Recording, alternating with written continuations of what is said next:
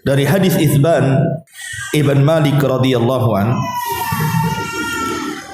Nabi SAW bersabda, sesungguhnya Allah mengharamkan atas neraka orang yang mengucap kalimat la ilaha illallah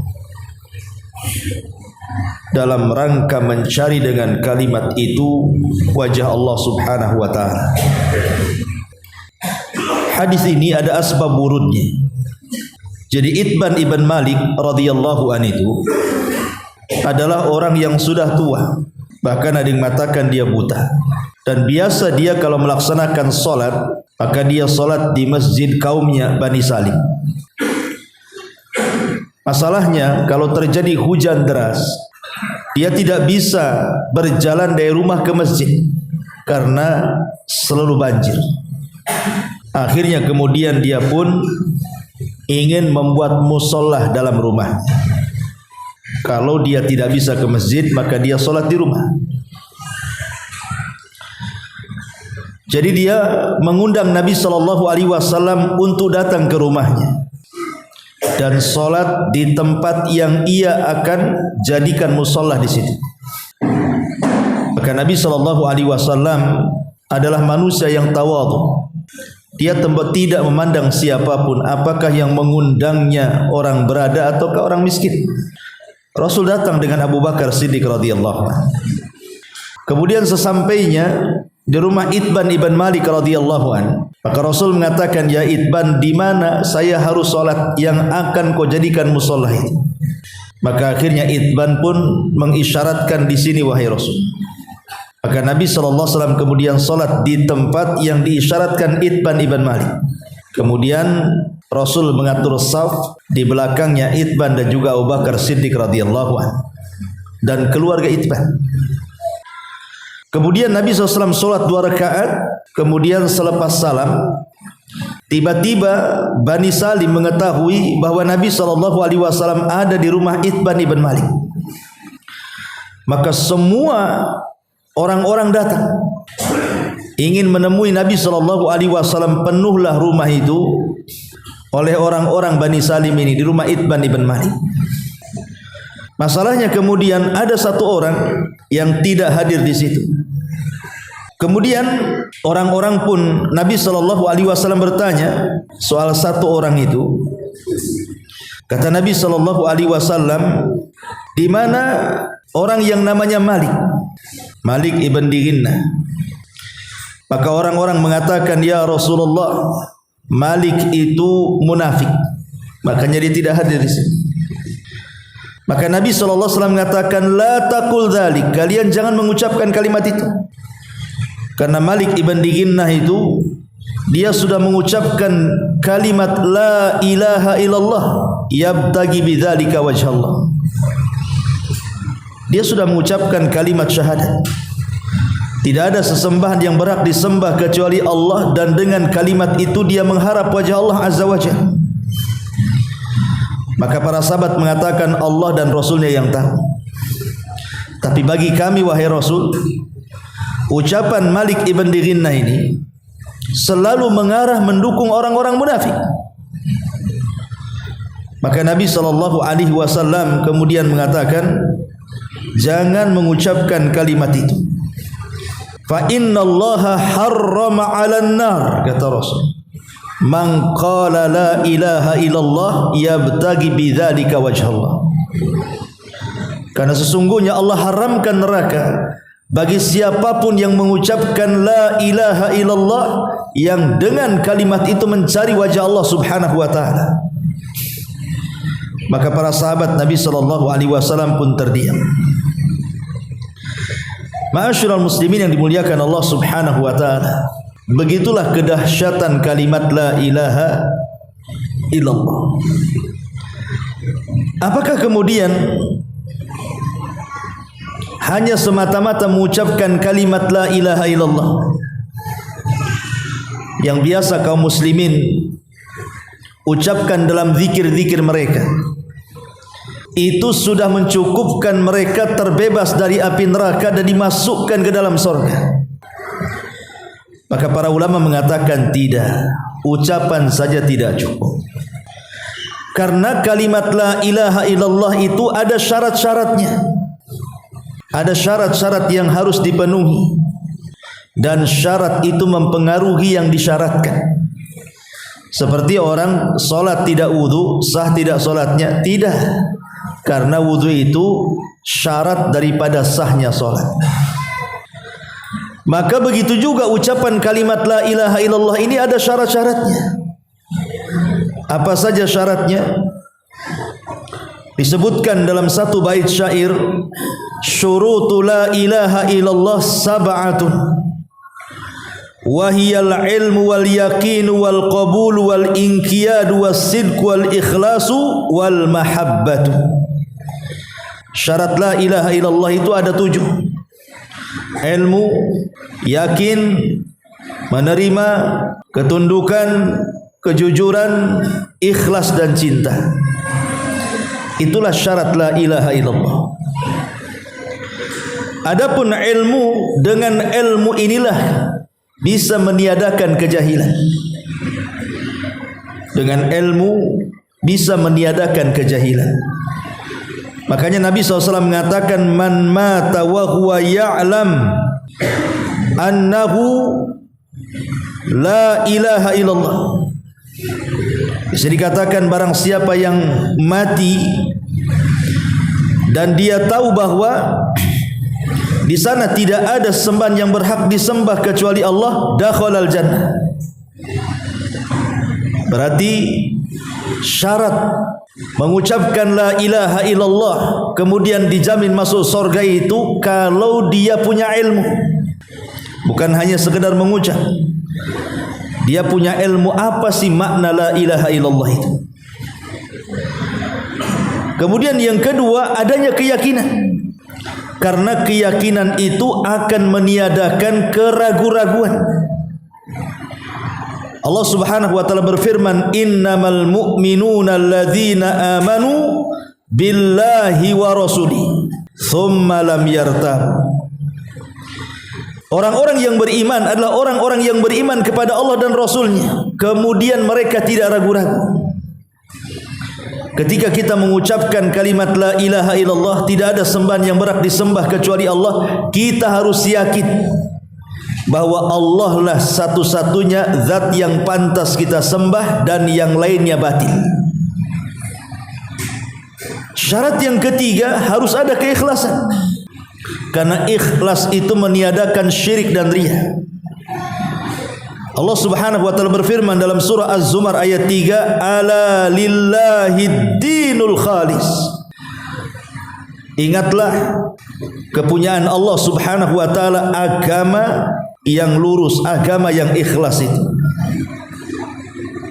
Qulillah a'budu mukhlishan lahuddin. Dalam ayat yang lain dalam surah Az-Zumar, katakan Allah aku sembah dengan sepenuh keikhlasanku kepada Dia. Makanya kemudian dalam hadis syafaat yang panjang sekali, Nabi SAW mengatakan, as'adun nas bi syafaati yaumal qiyamah man qala la ilaha illallah khalisan min qalbihi aw min nafsihi. Manusia yang paling bahagia dengan syafaatku, kata Rasul, adalah orang yang mengucapkan kalimat la ilaha illallah dipenuhi keikhlasan dalam hatinya. Sebab kalau seandainya orang yang mengucapkan kalimat la ilaha illallah itu tidak ikhlas, maka bukan tidak mustahil, walaupun lisannya mengucapkan la ilaha illallah, dia masih melakukan kesyirikan. Dan itu yang banyak. Betapa banyak orang yang mengucapkan kalimat la ilaha illallah masih percaya kepada tangkal dan dukun, masih datang ke kuburan dan meminta-minta di situ, masih percaya kepada keramat-keramat, kelenik-kelenik dan yang semacamnya. Kenapa? Karena tidak ada keikhlasan di situ. Maka syarat yang ketiga, harus ada keikhlasan, supaya ketika mengucapkan kalimat la ilaha illallah itu betul-betul dia tidak melakukan sebuah kesyirikan dan riya yang bisa membatalkan kalimat la ilaha illallah. Kemudian yang keempat, as-sidqu, harus ada kejujuran. Sebab kalau tidak ada kejujuran, maka akan muncul lawan daripada jujur, apa? Dusta. Allah Subhanahu wa taala berfirman, ahasiban nas an yutraku an yaqulu amanna wa hum la yuftanun walaqad fatanna alladhina min qablihim fala ya'lamanna Allahu alladhina sadaqu wa la ya'lamanna al-kadhibin. Apakah manusia mengira mereka ditinggalkan begitu saja setelah mereka mengucapkan kami beriman dan mereka tidak diuji?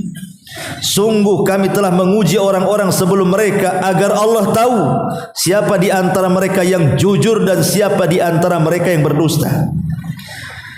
Maka orang yang mengucapkan kalimat la ilaha illallah dengan kejujurannya, dengan kejujuran dalam hatinya, maka orang seperti ini akan tahan dengan ujian Allah Subhanahu wa taala. Tapi sebaliknya orang yang tidak jujur mengucapkan kalimat itu, maka dia akan mudah berubah karena sebuah ujian. Kenapa? Karena tidak ada kejujuran dalam pengucapannya. Kemudian yang kelima, al-mahabbah, adanya rasa cinta dengan kalimat itu. Karena cinta itu meniadakan al-bughdu, kebencian. Allah Subhanahu wa taala berfirman, wa minan nas man yattakhidhu min dunillahi andadan yuhibbunahum ka hubbillah walladzina amanu asyaddu hubban lillah. Sebagian manusia ada yang mengambil selain daripada Allah tandingan, di mana mereka mencintai tandingan-tandingan itu sama dengan mencintai Allah Subhanahu wa taala. Tapi orang yang beriman, mereka sangat dahsyat kecintaan kepada Allah Subhanahu wa taala. Kalau tidak ada kecintaan, maka muncul kebencian. Lalu apa gunanya kalau benci mengucapkan kalimat la ilaha illallah? Kemudian yang keenam, al-inqiyad, adanya ketundukan. Sebab kalau tidak tunduk, kita akan meninggalkan lawannya. Makanya Allah Subhanahu wa taala mengatakan, wa man yuslim wajhahu ilallah wa huwa muhsin faqad istamsaka bil urwatil wuthqa. Barang siapa yang menyerahkan ketundukannya kepada wajah, barang siapa yang menyerahkan wajahnya, betul-betul menundukkan dirinya kepada Allah Subhanahu wa taala, dan dia muhsin, melakukan amal saleh, maka sungguh dia telah berpegang dengan tali yang sangat kokoh. Maksudnya bila ilaha illallah, dengan ucapan kalimat la ilaha illallah. Dan yang terakhir, al-qabul, harus ada penerimaan. Sebab orang yang tidak menerima kalimat la ilaha illallah pasti dia akan menolak. Dan Allah Subhanahu wa taala berfirman, innahum kanu idza qila lahum la ilaha illallah yastakbirun wa yaquluna inna latariku alihatina li syairin majnun.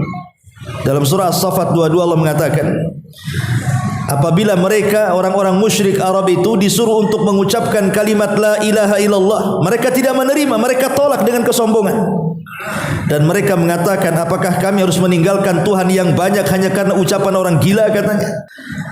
Maka kalau tidak ada ketundukan seperti orang musyrik, mereka menolak, sombong mereka. Maka inilah 7 perkara yang disebut dengan syarat la ilaha illallah. Adanya ilmu pengetahuan, dengan ilmu itu meniadakan kejahilan. Yang kedua, adanya keyakinan, dengan keyakinan itu meniadakan keraguan-raguan. Yang ketiga, adanya keikhlasan, dengan ikhlas itu meniadakan kesyirikan dan riya. Yang keempat, adanya as-sidqu, kejujuran, karena jujur itu meniadakan kedustaan. Yang kelima, adanya cinta, karena dengan cinta itu meniadakan kebencian. Dan adanya al-inqiyad, ketundukan, agar kita tidak meninggalkan. Dan yang terakhir, al-qabul, penerimaan, karena kalau tidak menerima maka nanti akan ada penolakan dengan kesombongan. Inilah yang disebut dengan syurutu la ilaha illallah. Secara singkat saja, sebab kalau dijabarkan panjang lebar. Taib ma'asyiral muslimin yang dimuliakan Allah Subhanahu wa taala, dari sini kita tahu bahwa keutamaan mengucapkan la ilaha illallah dengan segudang keutamaannya itu bukan hanya semata-mata mengucapkan saja. Tapi lebih daripada itu, dia harus memahami isi kandungannya dan mengamalkan konsekuensinya. Sebab kalau tidak, betapa banyak orang-orang Islam itu yang mengucapkan kalimat la ilaha illallah, ikhwan. Lihat sebagian kaum muslimin, kalau mereka berzikir selepas sholat, kita sering mendengarkan mereka mengucapkan la ilaha illallah itu sampai ratusan bahkan ribuan kali itu. Pertanyaannya, apa mereka paham dengan kalimat itu? Karena buktinya orang yang mengucapkan kalimat itu masih juga mereka masih melakukan kesyirikan, entah syirkul akbar atau syirkul asghar. Berarti apa gunanya kalimat la ilaha illallah kalau seandainya mereka mendatangkan pembatal-pembatalnya? Itu karena tidak ada pengetahuan tentang syurutul la ilaha illallah. Kemudian hadis yang berikutnya, An Abi Sa'id Al-Khudri radhiyallahu anhu, an Rasulillah sallallahu alaihi wasallam qala, qala Musa alaihi salam, ya Rabbi, allimni syai'an adhkuruka wa ad'uka bih. Qala ya Musa, la ilaha illallah. Qala qul ya Musa la ilaha illallah. Qala ya Rabb, kullu ibadaka yaquluna hadha. Qala ya Musa, law anna as-samawati sab'i wa amirahunna ghairi wal aradina sab'i fi kiffatin wa la ilaha illallah fi kiffatin malat bihinna la ilaha illallah. Rawahu Ibnu Hibban wal Hakim wa sahhaha. Dari Abi Sa'id Al-Khudri radhiyallahu an, Nabi sallallahu alaihi wasallam bersabda, Musa berkata di hadapan Rabbnya, karena Musa itu terkenal nabi yang disebut dan digelari Kalimur Rahman, nabi yang suka berdialog di hadapan Allah tanpa penerjemah. Jadi satu hari Nabi Musa berdialog dengan Allah Azza wa Jalla, dan Musa mengatakan, ya Rabb, ajarkanlah kepadaku sesuatu yang bisa aku mengingatmu dan juga aku bisa berdoa untukmu. Maka Allah Subhanahu wa taala mengatakan, "Qul ya Musa la ilaha illallah." Katakan ya Musa la ilaha illallah. Kemudian Musa mengatakan, "Ya Rabb, kalimat itu sudah banyak orang yang mengucapkannya. Saya ingin lafaz yang lain selain daripada kalimat itu." Maka Allah mengatakan, "Ya Musa, seandainya, wahai Musa, seandainya tujuh langit beserta isinya dan 7 bumi beserta isinya ditimbang di satu neraca, kemudian la ilaha illallah ditimbang di neraca satunya, tentu kalimat la ilaha illallah jauh lebih berat dibandingkan bumi seisinya dan langit seisinya." Hadis ini dikeluarkan Imam Ibnu Hibban dan Hakim dan disahihkan. Tapi yang benar hadis ini lemah. Hadis ini dilemahkan oleh banyak para ulama. Alasannya karena ada seorang rawi bernama Darraj. Dia mengambil dari Abi Haytham, dari Abi Sa'id Al-Khudri, dan ulama mengatakan Darraj atau disebut dengan Abu Samhi tidak mengeluarkan, atau Bukhari tidak mengeluarkannya dalam sahihnya. Bukhari hanya mengeluarkan dalam kitabnya yang lain namanya Adabil Mufrad. Bahkan Imam Muslim sama sekali tidak mengeluarkan, sehingga sanadnya bukan atas syarat Bukhari Muslim atau salah satu dari Bukhari Muslim. Bahkan ini ataupun Darraj ini seorang rawi yang gaib, yang lemah. Tetapi walaupun demikian, secara lafaz boleh jadi mungkin lemah dan dilemahkan Syekh Albani rahimahullahu taala, tetapi secara makna sahih. Secara makna hadis ini sahih. Kenapa demikian? Karena ada yang menguatkan hadis yang sahih yang dikeluarkan oleh Imam At-Tirmidzi dari Abdullah ibn Amr, yang disahihkan oleh Syekh Nasiruddin Albani rahimahullahu taala tentang hadis bitaqah. Pernah saya ceritakan kepada antum hadis bitaqah. Jadi nanti pada hari kiamat Allah Subhanahu wa taala akan datangkan satu orang di hadapan halayak orang ramai. Kemudian ditampakkan kepadanya 99 catatannya, semua keburukannya di hadapan manusia. Apa tidak malu coba? Ya. Kemudian Allah Subhanahu wa taala mengatakan, "Iqra, baca." Dan bentangkan satu catatan. Akhirnya kemudian dibentangkanlah satu catatan dari 99 catatan itu, rupanya jauhnya sejauh mata memandang, maddal basar. Dan itu semua isi catatan keburukannya. Sehingga kemudian Allah mengatakan, "Atunkiru dzamba hadza?" Apakah engkau mengingkari dosa ini itu, dosa ini itu? Adzalamaka katabata hafidun, ataukah ada para malaikat yang kutugaskan menzalimi kamu sehingga ada yang tidak kau lakukan dia catat? Maka dia mengatakan, "La ya Rabb," tidak ya Rabb, semua benar, ini adalah tingkah laku dan dosaku di dunia. Kemudian Allah mengatakan, "Falaka udhrun?" Apakah kamu punya uzur atau kamu punya kebaikan yang bisa menandingi catatanmu ini? Maka dia mengatakan, "Ya Rabb, sekalipun aku punya kebaikan, buat apalah dengan catatan sebanyak ini," katanya. Maka ketika dia lunglai, lemas, hampir melangkah ke neraka, dipanggil oleh Allah Azza wa Jalla. Kemudian Allah mengatakan, "Tidak, bahkan engkau punya kartu sakti," gitu. Kemudian Allah mengeluarkan bitokoh kartu bertuliskan la ilaha illallah.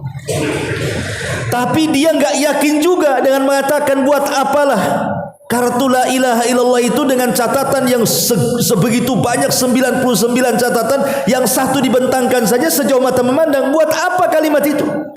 Maka Allah mengatakan, "Sudah, kau timbang saja." Akhirnya ditimbanglah kartu bertuliskan la ilaha illallah dengan 99 catatan keburukan dia. Apa yang terjadi? Tasat bihinna la ilaha illallah. Melesatlah la ilaha illallah jauh lebih berat dibandingkan 99 catatan itu. Hadis ini sahih. Inilah hadis yang memperkuat hadis dialognya Nabi Musa tadi. Secara makna sahih, tetapi secara lafaz hadis dialognya Nabi Musa itu lemahkan para ulama. Tetapi maknanya sahih dan dikuatkan dengan hadis ini. Termasuk juga dikuatkan dengan wasiatnya Nabi Nuh.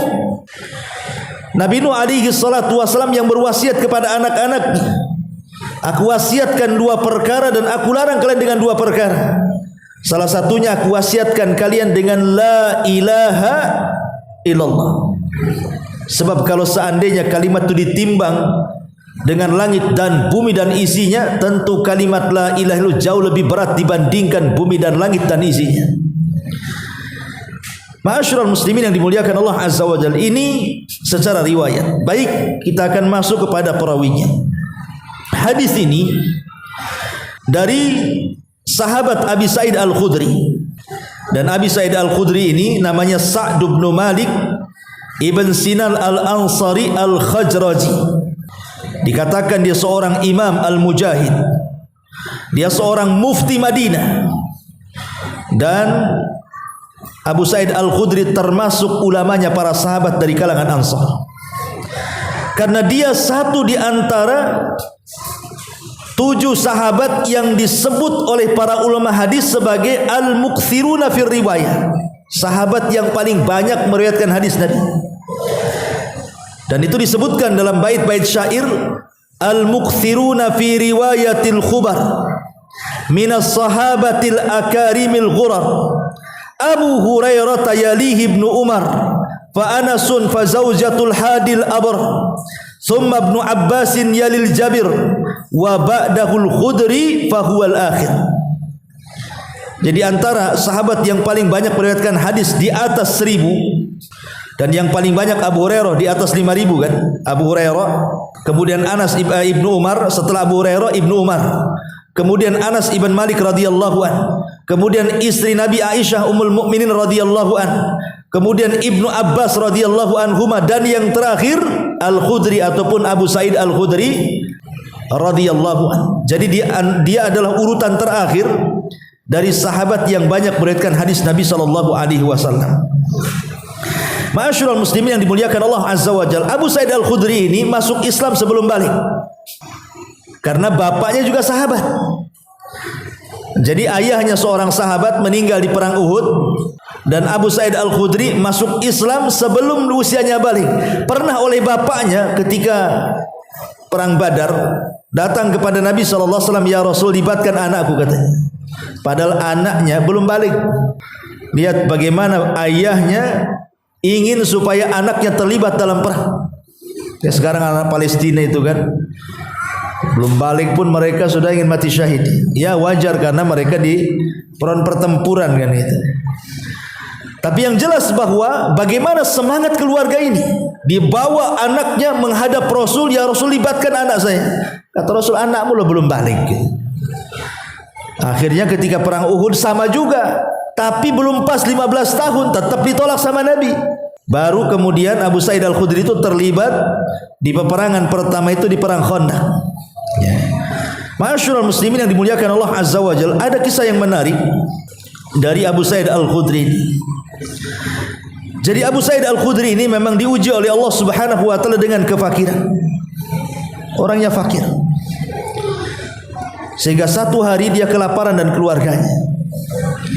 Kemudian istrinya mengatakan kepada Abu Sa'id, dia mengatakan, cobalah kau datang kepada Nabi. Manusia banyak yang datang kepada Nabi dan meminta, dan Nabi tidak pernah menolaknya. Cobalah kau minta ke sana. Kita sudah enggak ada yang dimakan lagi. Tapi Abu Sa'id Al-Khudri kan punya perasaan malu-malu. Dia tidak mau seperti manusia yang datang kepada Rasul meminta walaupun dikasih. Tapi karena sudah mendesak, memang tidak ada yang dimakan lagi, apa yang harus dilakukan? Terpaksalah dia harus datang kepada Rasul dan meminta. Datang dia kepada Nabi SAW untuk meminta kebutuhan rumah tangga. Baru sampai di pintu masjid, belum masuk ke masjid, Nabi SAW sedang berceramah. Yang isi ceramahnya, ayyuhan nas, wahai manusia, qad ana lakum an tastaghnu anil mas'alati. Kalian harus memperkaya diri sendiri dan tidak menjadi orang yang meminta-minta. Fa innahu man yasta'ifa ya'ifahullahu wa man yastaghni yughnihullahu. Barang siapa yang menjaga kehormatannya, Allah jaga. Barang siapa yang tidak meminta-minta, Allah berikan kekayaan, dan begitu seterusnya. Mikir Abu Sa'id ini. Niatnya meminta-minta, ceramahnya pula larangan meminta-minta. Akhirnya balik kaki dia, nggak jadi masuk. Dan dia bersumpah sejak itu dia mendengar sabda Rasul bahwa dia tidak akan meminta-minta, dan dia yakin bahwa siapa yang tidak meminta-minta dan mencukupkan Allah saja sebagai kekayaannya, maka Allah akan berikan kecukupan. Subhanallah, dengan sangat yakinnya Abu Sa'id Al-Khudri akhirnya dibukakan pintu rizkinya, menjadi orang kaya karena merasa cukup dari Allah Azza wa Jalla. Karena orang kalau berhajat kepada manusia, ikhwan, sekaya apapun dia itu miskin. Kalau orang masih berhajat kepada manusia, masih meminta-minta kepada manusia, hakikatnya dia orang miskin walaupun dia kaya. Ma'asyiral muslimin yang dimuliakan Allah Azza wa Jalla, ini di antara biografi beliau, bahkan di antara perkataan yang bagus sekali dari beliau adalah, kata Abu Sa'id Al-Khudri dalam nasihatnya, alaika bitaqwallah, wajib atas kalian bertakwa kepada Allah. Fa innahu ra'su kulli syai'in, karena takwa itu sumber segala sesuatu. Wa alaika bil jihad, dan wajib atas kalian berjihad. Fa innahu ruhbaniyatul Islam, itulah pendetanya Islam. Wa alaika bi dzikrillah wa tilawatil Quran, wajib atas kalian memperbanyak zikir, kemudian memperbanyak membaca Quran. Fa innahu ruhuka fi ahli sama, karena itu ruhmu akan disebut-sebut di langit. Kemudian wa dzikruka fi ahlil ardi, dan engkau akan disebut-sebut oleh penduduk bumi. Wa alaika bisamti, wajib atas kalian diam. Illa fi haqqin, kecuali harus bicara dalam waktu-waktu yang memang dituntut untuk bicara.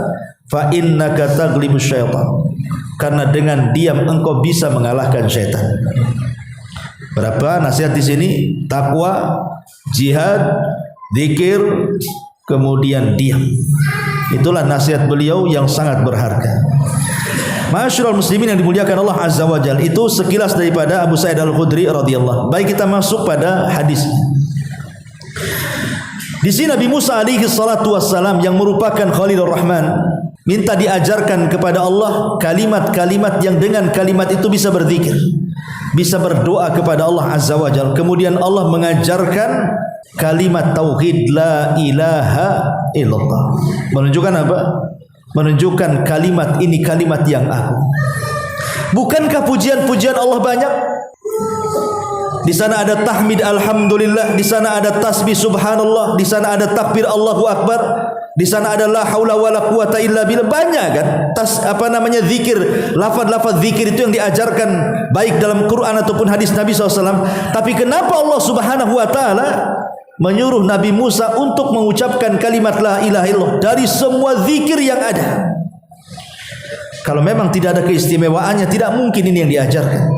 Makanya kata para ulama, lihat besarnya keutamaan la ilaha illallah. Karena tadi saya katakan dalam hadis Bitokoh, kalau seandainya kalimat ini ditimbang dan seluruh kesalahan Bani Adam ditimbang selain syirik, ingat ya, selain syirik. Kalau sudah syirik lain ceritanya.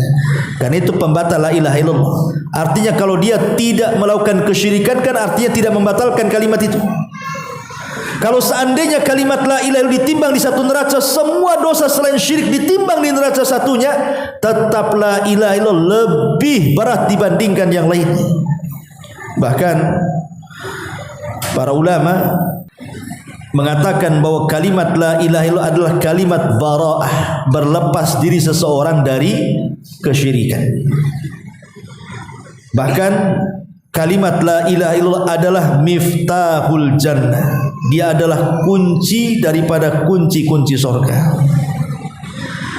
Dalam sebuah hadis Nabi SAW mengatakan, hadis ini keluarkan Imam Bukhari, man qala la ilaha illallah wahdahu la syarikalah, lahul mulku wa lahul hamdu wa huwa ala kulli syai'in qadir fi yaumin mi'ata marrah kanat lahu ka'adli ashri riqabin wa kutibat lahu mi'atu hasanah wa muhiyat anhu mi'atu sayyi'ah wa kanat lahu hirzan minasyaitan yaumahu dhalik hatta yumsi wa lam ya'ti ahadun bi afdal mimma ja'a bihi illa ahadu amali aktsar min dhalik. Kata Nabi SAW, barang siapa yang mengucapkan kalimat la ilaha illallah, tidak ada sekutu baginya kerajaan dan pujian, dan dia atas segala sesuatu maha mampu. Lihat bagaimana pahalanya, kata Rasul. Maka dia akan mendapatkan 100 kali pahala seperti memerdekakan 10 budak. Kemudian dicatat 100 kebaikan, dihapus 100 kesalahan, dan dia dijauhkan daripada syaitan hari itu sampai dia sore, dan tidak ada yang mampu mendatangkan seafdal kalimat la ilaha illallah. Dari sini lihat bagaimana kalimat la ilaha illallah itu memiliki segudang kebaikan kalau dijadikan zikir dan kita paham maknanya. Bahkan Nabi SAW mengatakan dalam hadis Anas ibn Malik radhiyallahu an, jadi Nabi SAW suatu hari mendengar suara azan di padang pasir, loh, ada orang azan. Tiba-tiba ketika dia mengucapkan Allahu Akbar, Allahu Akbar, maka Rasulullah SAW mengatakan alal fitrah, maka dia di atas fitrah. Tapi kemudian ketika dia mengucapkan asyhadu an la ilaha illallah wa asyhadu anna Muhammadar Rasulullah, kata Nabi SAW, dia telah keluar dari neraka dengan tauhid itu. Dia telah keluar, kharajta minan nar, engkau telah keluar dari api neraka dengan tauhid itu. Lihat bagaimana tauhid itu miftahul jannah. Dia adalah pintu masuk surga dan penutup pintu neraka.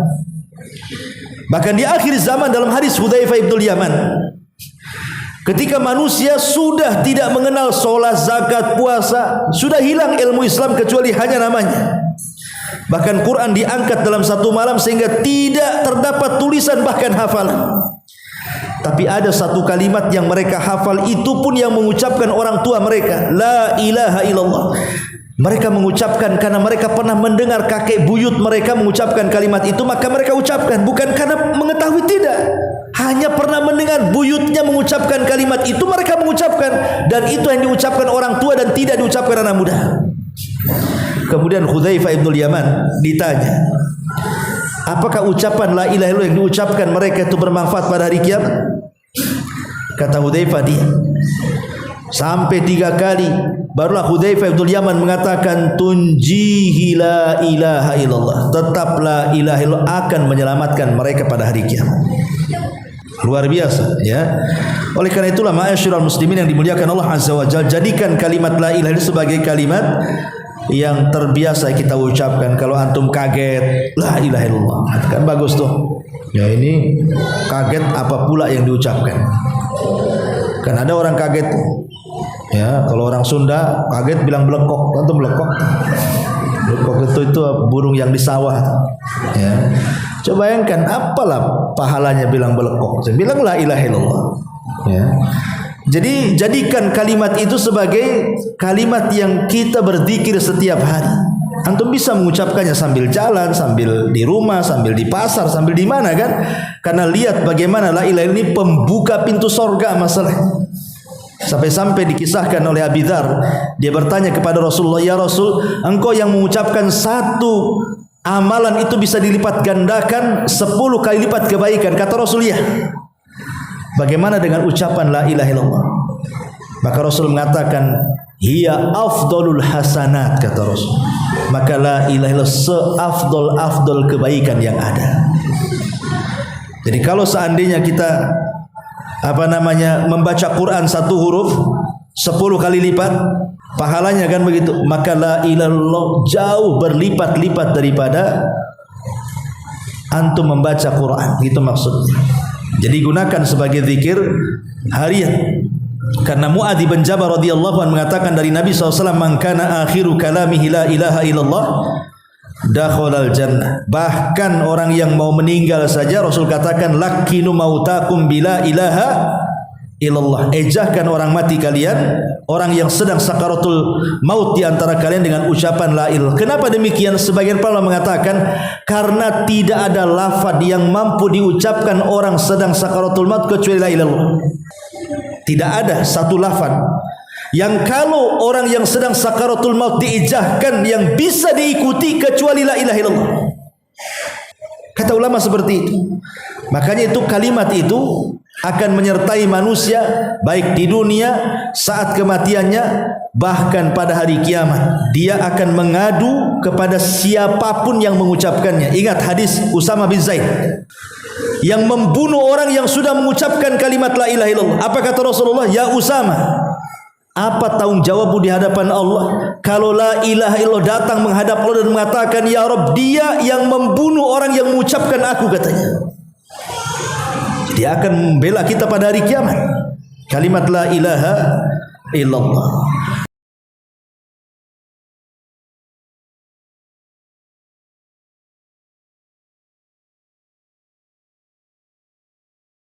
Subhanallah walhamdulillah wala ilaha illallah wallahu akbar. Subhanallah